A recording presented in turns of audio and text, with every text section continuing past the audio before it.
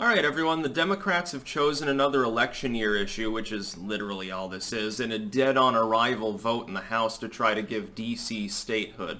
I'm not even 1,000% sure what they think they're particularly accomplishing by this, other than maybe they're hoping to boost turnout a little bit among Democrats. They're like, well, we need to flip the Senate so we can give Washington, D.C. statehood status. Because there are hundreds of thousands of people there that don't have any legislative representation within this House and Senate. Well, that's semi-not true and semi-true, and let me explain the broader constitutional issue with D.C. statehood. As opposed to Puerto Rican statehood, Guam statehood, one of these territorial sort of issues over time, Washington, D.C. explicitly is not allowed to be a state. In fact, Washington, D.C. shouldn't really be anyone's permanent residence. If you wanted to solve this issue, what you would do is you would take the outlying areas outside of the actual capital itself. You would clear that area completely. So you'd have the Capitol in those buildings, you'd have the cleared area for offices for politicians and so forth, and the rest of what is currently D.C. would be ceded respectively, depending on the political breeze at the time, to Virginia or to Maryland. That's because it is a federal district. It is not a state, and it was specifically set up by a bill from Congress. The Constitution provides for the creation of an independent federal district independent of a state. The problem is that if D.C. becomes a state, is it independent of a state, or is there now a state government to contend with? The problem is that the U.S. Capitol then would be subject, in part, to the jurisdiction and the economic situation of an actual state instead of being its own autonomous district separate from them all. The Constitution literally prevents this issue from going forward. The Democrats right now, I guess, as I said, are trying to whip some voters up. Is this really going to become a major thing? Is there really a huge amount of desire among the American people, including among a lot of liberals, to give D.C. more power than it already has? And by the way, it would have to go through Trump. If you were to try to pass a bill, what you would need to do, let's say you dissolve the federal district and turn D.C. into a state. Okay, you can do that. You're going to need a new capital because D.C. no longer has the constitutional underpinnings necessary to function as an autonomous capital of the United States. It's no longer a federal district. Where are you going to put it? I guess they could put it in the middle of Wyoming or something. That'd be interesting. D.C., I mean, the best thing to happen to D.C. would be, sea level rise causes it to revert back into marsh. It would be a lot cleaner and smell nicer.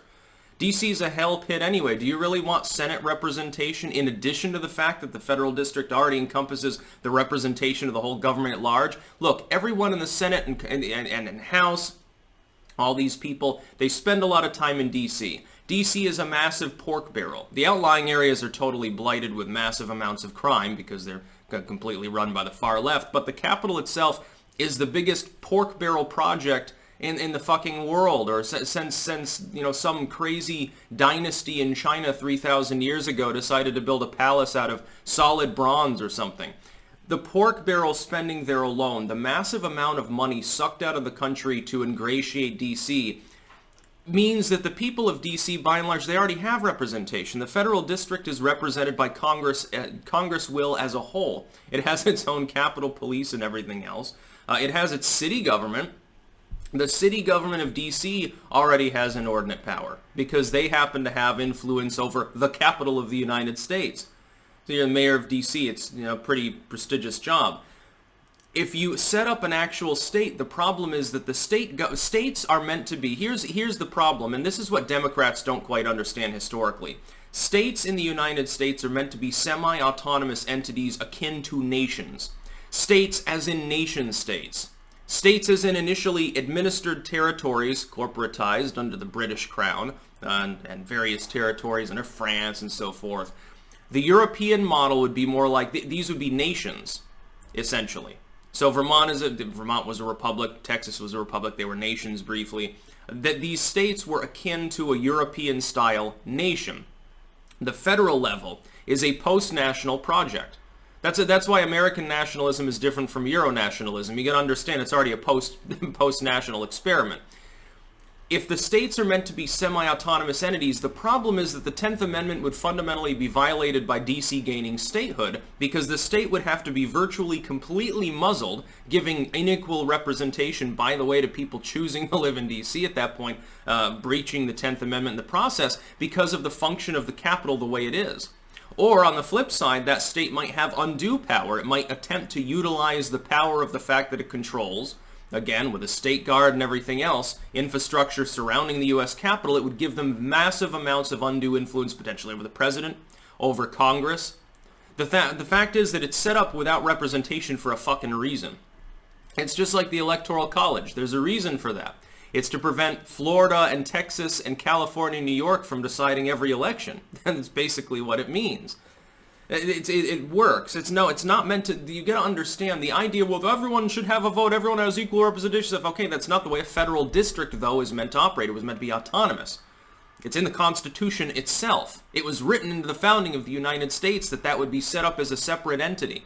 That way, because the problem is the states were they would compete, and they do still compete. They try to grab jobs from one another. They try to grab everything from one another. So if you have one state with the capital, in that competitive process, it becomes different than if it's an autonomous district. The other problem would be this.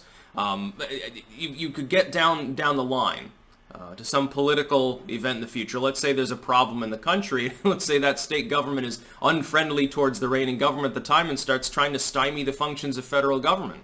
Again, the 10th Amendment plays a role. And I would say this, if you hate the fact that, well, I don't have a vote because I'm living in D.C., although you do, I believe, have a Senate observer, a single Senate non-voting senator or something like that, move. Why don't you leave D.C. then if you have a problem with it and stop fucking complaining? Why don't you go, go get a vote in another area because D.C. is not a state? I think that we should be asking the question about Puerto Rican statehood. Look, they've already held a referendum, non-binding technically speaking, although they fronted it to Congress, and then Congress has sat on it for like 4 fucking years. Puerto Rico's got a population and land area roughly akin to Connecticut. It would be a developer's paradise if it were admitted fully as a state and under state rules as far as budgeting goes, instead of this territorial status. I say we have a final binding referendum with one question on it and 2 answers. Do you want to be a state, or do you want to become a self-functioning autonomous entity with your own responsibilities and rights and privileges and form your own nation? We should give Puerto Rico that option, not D.C. People say, well, the Puerto Ricans, they're all like, that would tilt the demographics of the United States. It's already a territory. They're already citizens. They can already come and go as they please. You don't appear to understand civics. And people say, well, they got such massive debt. Join the club, dude. The whole United States does. We could wipe that out and become a developer's paradise. It'd be like a giant version of Las Vegas within 20 years, dude. And you know that it would be. Oh, but they would vote overwhelmingly Democrat. Okay.